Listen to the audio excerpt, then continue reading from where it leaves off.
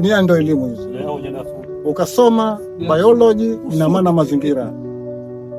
Ukasoma jiografia, mazingira. Huwezi ukaendesha ndege, lazima uwe kunajua mazingira na upepo unakwenda wapi na kunafanya nini. Kunaondoka, kuna mawasiliano na kunakokwenda. Kwa hivyo ndio hivyo. Sasa unaposoma kiroho, ndio lazima uwe kunajua mazingira. Maana ukavuta bangi, na maana mazingira huyajui. Tayari ukamwaga uchafu chini, ina maana na mazingira huyajui. Kwa hivyo jamani, mimi nataka wasia wenu. Na Assalamu alaikum. Kwa majina naitwa Alia Masud Salim, ni miongoni mwa wahusika wa taasisi ya mazingira SEIC. Tuko hapa kwa lengo la kutoa elimu, lakini pia tulikuwa tuna lengo la kufanya usafi tukishirikiana na watu wa hapa Kendwa, lakini sivyo bahati tumepata nafasi ya kutoa elimu. Mimi pia nilikuwa ni member, yaani nilikuwa wenzangu pia watu katika club moja, lakini kwa bahati nzuri mimi tayari sasa hivi nimemaliza na tuko na taasisi yetu ambayo inatambulika kama Zanzibar Future Initiative, na tuko hapa kwa ajili ya kuweza kuangalia changamoto ambazo zipo hapa katika fukwe hii ya Kendwa, then tuangalie namna gani tunaweza tukashirikiana kwa pamoja ili kuweza kuzikabili changamoto hizo. Zaidi changamoto ambazo sisi tumeziona kama wadau wa mazingira kwamba ni changamoto ya usafi, sababu Kendwa inatambulika kiserikali au kinchi kwamba ni katika maeneo ambayo ni kivutio kikubwa cha watalii. Manake ni katika fukwe ambazo miongoni mwa fukwe ambazo ni bora na nzuri kwa wageni, basi na Kendwa hivyo.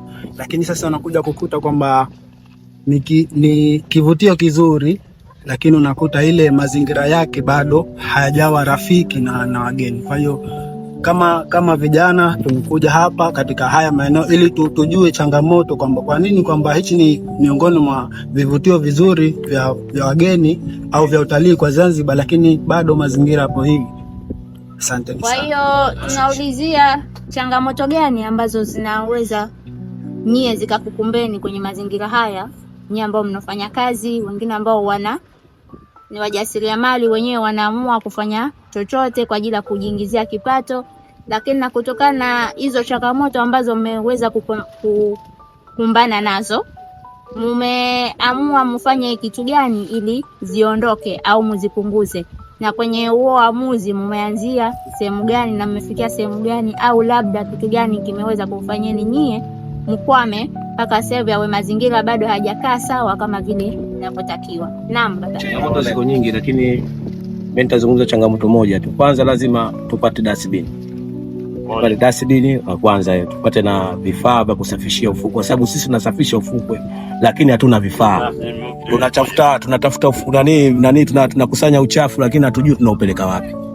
Ushanifahamu? Na wanakuja wenzetu hao, wanakuja Sinto picnic, wanakuja hapa beach, wanakuja na vyakula, wanaacha hapa, hatujui tunapeleka wapi. Tunakusanya, muda mwingine tunachukua mapaulo, tunachimba, tunafukia. Kwa hiyo dustbin tunazihitaji na vifaa vya kusafishia tunavihitaji. Hizo ni changamoto kubwa sana. Lakini ufukwe tunausafisha, lakini hatuna vifaa vya kufanyia kazi au vitendea kazi hatuna. Lakini tunajitahidi, kama tungekuwa tusafishe ufukwe huu ungekuwa mchafu zaidi hapo mnapoona. Lakini tunajitahidi sana, lakini hatuna vitendea kazi. Gloves hatuna, tunasafisha kwa mikono hivi. Hatuna madustbin, hatuna mapaulo. Yaani sisi tunasafisha kwa mikono tu. Kwa hiyo ndio changamoto ambayo kubwa sana ilikuwa kwa ufukwe. Asante sana. Kwa jina naitwa Saleh Ali Hamisi, nilikuwa kama mjasiri katika maeneo haya ya fukwe ya Kendwa. Mimi nitachangia kwa swala la, kuna watu baadhi ya wanafanya masuala biashara ndogo ndogo, kwa mfano kama anauza madafu, wengine wanauza vitu vingine, wanauza vyakula kama alivyozungumza mjumbe wangu hapa kwamba tunahitaji dustbin. Lakini pia kwa rai yangu mimi pia waike watu kama wale tuwapatie semina maalum, kwa vile nyinyi mupo mnashirikia mazingira, kwa sababu wale wanakuja na kuondoka hawajui kinachoendelea. Kwa hivyo wapewe taaluma ya baada ya kisha kuwekwa wale madustbin humu, wajue wakisha kufanyisha biashara zao wachukue yale mataka, kwa mfano wauza madafu wayapeleke sehemu husika. Shafahamu? Na vile kupatikane viongozi wanasimamia wale watu. Kwa hivyo hilo ndio chango wangu mimi. tuliposema tuliongelea kwamba muelezee changamoto gani ambazo mnazipitia, na tunashukuru tumezipata kutoka kwenu.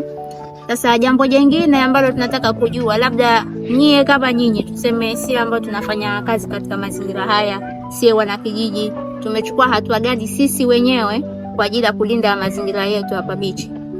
Labda sisi kama wanakijiji, sisi kama watu ambao tunafanya kazi hapa, tumeamua kufanya kitu gani kwa ajili ya kuendeleza usafi katika mazingira yetu, alafu then ndo tuende sehemu nyingine tuweze kupata msaada. Kwa sababu mara nyingine unajua mtu hawezi kukusaidia kama wewe hujamuonyesha kwamba kitu fulani nataka kibadilike. Kwa hiyo sisi kama sisi tumechukua hatua gani kwa ajili ya kuleta hayo mabadiliko katika mazingira haya? Utaratibu unachukuliwa, lakini unapofanya kitu chochote basi huwa changamoto kubwa zaidi, kwa sababu unapomkataza mgeni, kuna wenzetu wageni wanakuja pikiniki. Anayekuja pikiniki kanakuja na taka nyingi zaidi kuliko ile kitu ambacho kachukua. Yaani chakula chote anachokichukua pale, kuna magana mengi anakuja na kuchukua chakula kanabakisha pale. Yeye usijemwambia kitu, kanalindwa.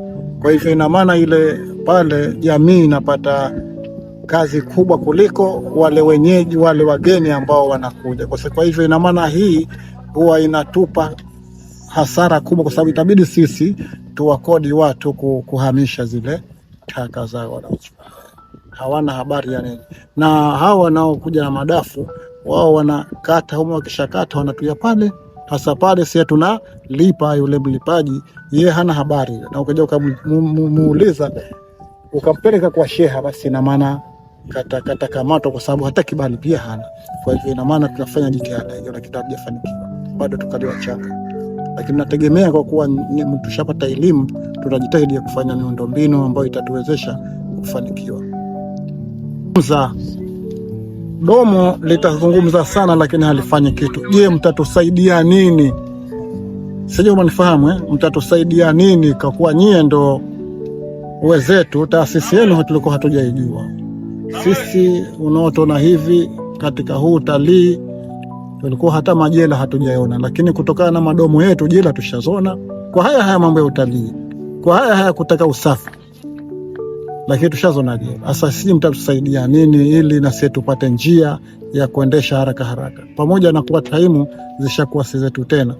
Swali ikiwa kama sisi ni wataalamu wa afya ambao ni chipukizi, kitu cha kwanza ambacho tungependa kukifanya, lakini hiki kitu tutakifanya sisi, mtakifanya na nyinyi pia. Kitu cha kwanza ni kuangalia zile changamoto ambazo tunazo. Kwa mfano kama changamoto ya dustbin. Tukisema sisi kama sisi tusubiri msaada mbele, sisi tunazidi kuumia. Kwa hiyo sisi kama sisi tutafute ways ambazo zitatufanya sisi kama sisi tununue madustbin. Mfano mzuri, chupa zile pale.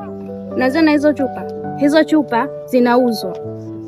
Sie ikawa tunazikusanya chupa, tunaziweka semeni, sio kwamba kila sehemu sisi zinachupa. Yani tuanzishe utaratibu ambao kila mtu akija akiuona anajua kwamba hapa chupa tu ndo zinakaa. Mwisho wa siku kitu kitakachokuwa kinafanya ni kuzikusanya zile chupa na kwenda kuuza. Ile pesa utakayoipata baada ya kuuza hizo chupa ambazo zinakusanywa itatusaidia sisi wenyewe kutataza hizo changamoto ndogo ndogo. Lakini pia sisi kama sisi hapa tumekuja kwa ajili ya kusanya hizo changamoto, ili sisi kama sisi tukienda tukikutana huko tukakae na tujue namna gani ambayo tutawasaidia.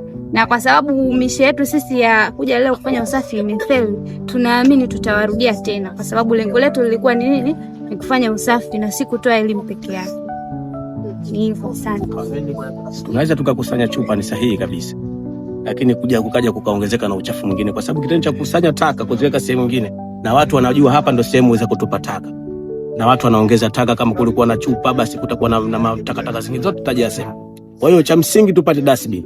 Hiyo ndio kitu cha mwanzo. Lakini tukisema tukusanye taka, sisi tushawahi kukusanya hapa taka, tulikuwa tunakusanya, lakini tunakuja na taka nyingine, Pampers zinakuja. Sasa wazungu wakipita wanaona vitu kama hivyo, sisi tunachelewa, tutazipeleka. Muda mwingine tunachanga, tunakodikeri hapa, tunachukua uchafu kwa pesa zetu si wenyewe, nenda tunatupa.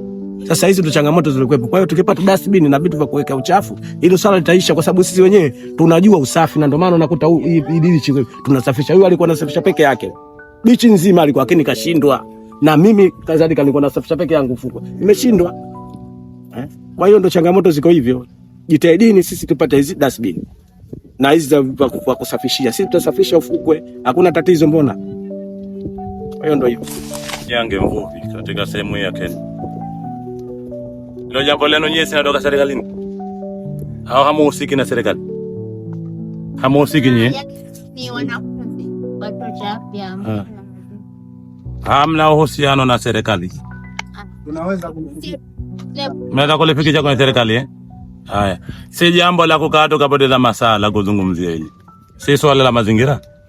Kuletea vitendea kazi tu na sehemu za kuhifadhi hizo taka. Biashara imeisha. Watu wote wanafahamu.